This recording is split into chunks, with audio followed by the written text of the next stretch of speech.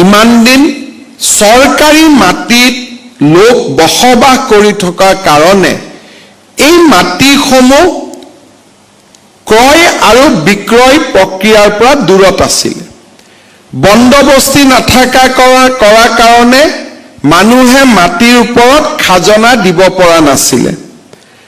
অৰ্থাৎ আমি বুজি পাওঁ যে ৰাজ্যৰ ভালে সংখ্যক ভূমি ফৰ্মেল লেণ্ড সেটেলমেণ্টৰ বাহিৰত থকা বাবে মানুহে ব্যক্তিগত জীৱনতো এই ভূমিক ব্যৱহাৰ কৰিব পৰা নাছিল।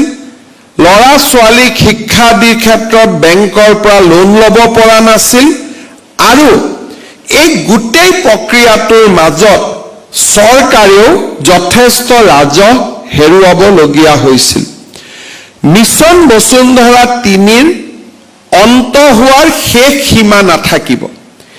এই মিছন বসুন্ধৰা ৩ৰ হিতাধিকাৰীসকলক আমি জানুৱাৰী মাহৰ পৰাই প্ৰত্যেক মাহত তেওঁলোকক আমি ভূমিৰ সেটেলমেণ্ট অফ অফাৰ দিয়াৰ কাম আমি হাতত ল'ম আৰু যেতিয়ালৈকে শেষখন আবেদন নিষ্পত্তি নোহোৱাকৈ থাকিব তেতিয়ালৈকে মিছন বসুন্ধৰা ৩ আমি চলাই থাকিম।